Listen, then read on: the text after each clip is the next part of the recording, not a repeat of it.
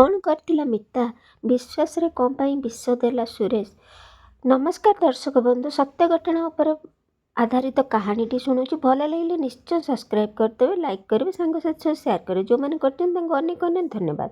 ସତ୍ୟ ଘଟଣା ଉପରେ ଗପଟିଏ। ଭବାନୀପାଟଣା ସହରରେ ରହୁଥିଲେ ଗୋଟେ ପରିବାର କହିଲେ ସ୍ୱାମୀ, ସ୍ତ୍ରୀ ଓ ପିଲା ଦୁଇଟି, ଗୋଟେ ପୁଅ ଓ ଗୋଟେ ଝିଅ। ସୁଖ ଦୁଃଖରେ ପରିବାରଟି ଚାଲିଥିଲା। ଲୋକଟିର ନାଁ ଥିଲା ରମାକାନ୍ତ ଓ ସ୍ତ୍ରୀଟିର ନାଁ ଥିଲା ମିତା। କିଛି ଦିନ ପରେ ରମାକାନ୍ତର ଅନ୍ୟ ଏକ ସହରକୁ ବିଳାସପୁର ଟ୍ରାନ୍ସଫର ହୋଇଗଲା। ନୂଆ ଜାଗା, ଅଜଣା ସହର। ମିତା ପୁରା ଏକୁଟିଆ ହୋଇଗଲା। କାରଣ ରମାକାନ୍ତ ତ ଅଫିସ୍ ଗଲେ ସନ୍ଧ୍ୟାରେ ଫେରନ୍ତି, ଆଉ ପିଲାମାନେ ସ୍କୁଲକୁ ଚାଲିଯାଆନ୍ତି। ମିତା ପୁରା ଏକୁଟିଆ। ନୂଆ ଜାଗା, ସାଙ୍ଗସାଥି କିଏ ବି ନାହାନ୍ତି। ଭବାନୀପାଟଣାରେ ମିତାର ପାଖ ପଡ଼ୋଶୀ, ସାଙ୍ଗସାଥି ବହୁତ ଥିଲେ। ମିତାକୁ ସମୟ କେମିତି କଟୁଥିଲା ଜଣାପଡ଼ୁନଥିଲା। ମିତା ଭାବିଲା ସେ ଘରେ ବସି ବୋର୍ ହେଉଛି, ତେଣୁ କିଛି କାମ କରିଲେ ଟଙ୍କା ପଇସା ବି ଆସିବ, ଘର ଚଳାଇବାକୁ ଅସୁବିଧା ହେବନି, ଆଉ ସେ ବୋର୍ ମଧ୍ୟ ହେବନି। ଏକଥା ସେ ରମାକାନ୍ତକୁ କହିଲା, କିନ୍ତୁ ଏଥିରେ ରମାକାନ୍ତ ରାଜି ହେଲା ନାହିଁ। ତେଣୁ ଦୁଇ ଜଣଙ୍କ ଭିତରେ ଝଗଡ଼ା ହେଲା। କାରଣ ଏକରେ ତ ରମାକାନ୍ତଙ୍କର ଦରମା କମ୍ ଥିଲା, ଯାହାଦ୍ୱାରା ଘର ଚଳାଇବାକୁ ବହୁତ ଅସୁବିଧା ସମ୍ମୁଖୀନ ହେବାକୁ ପଡ଼ୁଥିଲା। ଦୁଇରେ ମିତା ଘରେ ବସି ବୋର୍ ହେଉଥିଲା। କିଛି ଦିନ ଏମିତି ଚାଲିଲା ପରେ ରମାକାନ୍ତ ମିତା କଥାରେ ରାଜି ହେଲେ, କିନ୍ତୁ ଚାକିରି କରିବାକୁ ମନା କଲେ। ଘରେ କିଛି ବିଜନେସ୍ କରିବାକୁ କହିଲେ। ଏହାପରେ ମିତା କପଡ଼ା ଓ ଜୁଏଲାରୀର ବିଜନେସ୍ ଆରମ୍ଭ କଲା। ଧୀରେ ଧୀରେ ପାଖ ପଡ଼ୋଶୀ ଓ ଅନ୍ୟମାନେ ଆସି ସବୁ ଜିନିଷ ନେଲେ ଓ ମିତାର ବିଜନେସ୍ ବହୁତ ଭଲ ଚାଲିଲା। ସ୍ୱାମୀ ସ୍ତ୍ରୀ ଦୁଇ ଜଣ ଏମିତି ସୁଖ ଦୁଃଖରେ ଚଳୁଥିଲେ। ରମାକାନ୍ତଙ୍କ ଘର ପାଖାପାଖି ସୁରେଶ ନାଁରେ ଜଣେ ପିଲା ରହୁଥିଲା। ସୁରେଶର ପୁରା ପରିବାର ରହୁଥିଲେ, ମା', ବାପା, ପିଲା, ସ୍ତ୍ରୀ ସବୁ। ସୁରେଶର ପରିବାର ମିତାଙ୍କୁ ବହୁତ ଭଲ ପାଉଥିଲେ। ସୁରେଶଙ୍କର ସ୍ତ୍ରୀ ଟିଚର ଥିଲେ। ସେ ପାଖ ପଡ଼ୋଶୀଙ୍କର ସହିତ ମିଳାମିଶା କରନ୍ତି ନାହିଁ। ସେ ଟିକିଏ ଗର୍ବୀ ଓ ଅହଙ୍କାରୀ ଥିଲେ। ସରକାରୀ ଚାକିରି କରୁଥିବାରୁ ସେ ସମସ୍ତଙ୍କୁ ହେୟ ଜ୍ଞାନ କରୁଥିଲେ, ଏପରିକି ତାଙ୍କ ସ୍ୱାମୀକି ମଧ୍ୟ। ସୁରେଶ କିଛି ରୋଜଗାର କରୁନଥିଲେ। ପାଖ ପଡ଼ୋଶୀ କିଏ ବି ତାଙ୍କ ସ୍ତ୍ରୀକୁ ଭଲ ପାଉନଥିଲେ। କିଛି ଦିନ ପରେ ସୁରେଶ ରମାକାନ୍ତଙ୍କ ସହିତ ସାଙ୍ଗ ହୋଇଗଲେ। ସୁରେଶ ରମାକାନ୍ତଙ୍କ ସହିତ ସାଙ୍ଗ ହେଲା ପରେ ନିଜ ମନର ଦୁଃଖ କଥା ସବୁ ରମାକାନ୍ତଙ୍କୁ କହିଲେ। କି ତାଙ୍କ ସ୍ତ୍ରୀର ନାଁ ଥିଲା ତନୁ। ସୁରେଶଙ୍କ ସ୍ତ୍ରୀର ନାଁ। ତାଙ୍କୁ ସ୍ୱାମୀ ପରି ଦେଖୁନି। ଚାକିରି କରିଛି ବୋଲି ସୁରେଶଙ୍କୁ ସବୁ କାମ କରାଉଛି। କୁକୁର ପରି ତାଙ୍କୁ ବ୍ୟବହାର କରୁଛି। ଖାଇବାକୁ ମଧ୍ୟ ଭଲ ଭାବରେ ଦେଉନି। ସୁରେଶ କଥା ଶୁଣି ରମାକାନ୍ତ ବହୁତ ଦୁଃଖ ଅନୁଭବ କଲା। ଆଉ ସୁରେଶ ରମାକାନ୍ତ ଘରକୁ ଆସିବା ଯିବା କଲା। ମିତା ସହିତ ମଧ୍ୟ ସାଙ୍ଗ ପରି ମିଶିଗଲା। ଆଉ ରମାକାନ୍ତର ପିଲାମାନଙ୍କୁ ମଧ୍ୟ ବହୁତ ଭଲ ପାଇଲା। ସୁରେଶର ବ୍ୟବହାରରେ ରମାକାନ୍ତ ଓ ମିତା ସୁରେଶକୁ ବହୁତ ଭଲ ପାଇଲେ, ଆଉ ଦୁଃଖ ଅନୁଭବ କଲେ କି ଏତେ ଭଲ ପିଲାକୁ ଏମିତି ସ୍ତ୍ରୀ ମିଳିଲା। ମିତା ଯାହା ବି ରୋଷେଇ କରେ ରମାକାନ୍ତ ମିତାଙ୍କୁ କୁହେ ସୁରେଶ ପାଇଁ ରଖିବାକୁ, କାରଣ ସୁରେଶ ସ୍ତ୍ରୀ ସୁରେଶକୁ ଭଲ ଭାବରେ ଖାଇବାକୁ ମଧ୍ୟ ଦିଏ ନାହିଁ ବୋଲି। ସୁରେଶ କୁହେ। ସୁରେଶ ରମାକାନ୍ତ ଥିଲାବେଳେ ତାଙ୍କ ଘରକୁ ଆସେ। ଏମିତି ସୁରେଶ ସବୁବେଳେ ରମାକାନ୍ତ ଘରକୁ ଆସେ। ପିଲାମାନଙ୍କୁ ମଧ୍ୟ ବହୁତ ଭଲ ପାଏ। ଧୀରେ ଧୀରେ ସୁରେଶ ରମାକାନ୍ତ ଘରର ସଦସ୍ୟ ପରି ହୋଇଗଲା।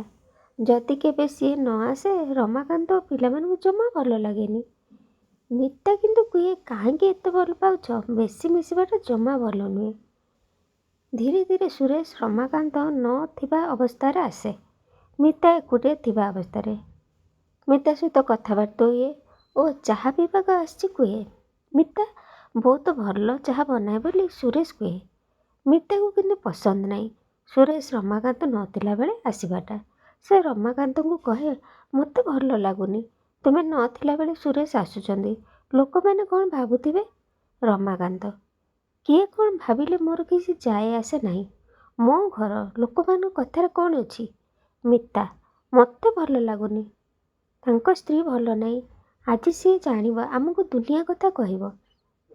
ସୁରେଶ ମନା କଲେ କି ସିଏ ଆସୁଛି ବୋଲି ତା ସ୍ତ୍ରୀକୁ କହିବ ନାହିଁ। ତା ସ୍ତ୍ରୀ ଟିଚର ଅଛି ସିନା, ପୁରା ମୂର୍ଖଟା ବୋଲି ସୁରେଶ କୁହେ। ସୁରେଶଙ୍କ ସ୍ତ୍ରୀ ତନୁ ତାଙ୍କୁ ବହୁତ ଡାଉଟ୍ କରେ। ତାପରେ ଦିନେ ସୁରେଶ ଆସିଲା। ସୁରେଶ, ଚାହା ମିଳିବ କି ମ୍ୟାଡ଼ାମ୍? ମିତା, ହଁ ନିଶ୍ଚୟ।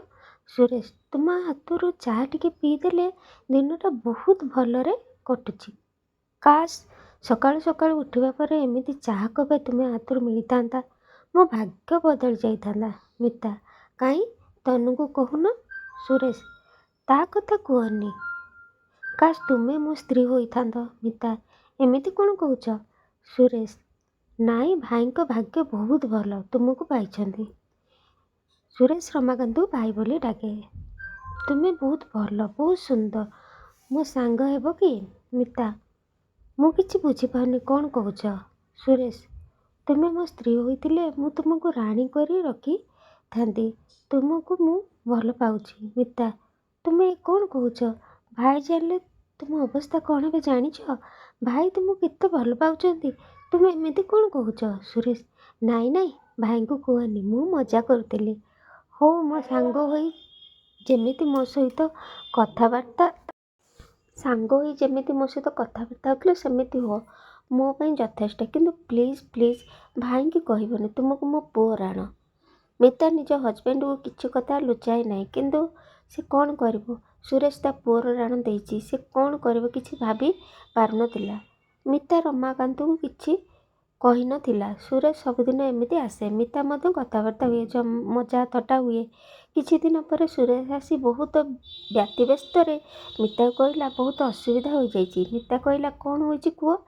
ସୁରେଶ କହିଲା, ମୋ ଫୋନ୍ରୁ ତୁମ ନମ୍ବର ମୋ ମିସେସ୍ ନେଇଯାଇଛି। ମିତା, ତ କ'ଣ ହେଲା? ତୁମେ ବୁଝୁନ, ମୋ ମିସେସ୍ ତୁମକୁ ଫୋନ୍ କରିବ, ସେ ମୋ ସହିତ ତୁମକୁ ଡାଉଟ୍ କରୁଛି।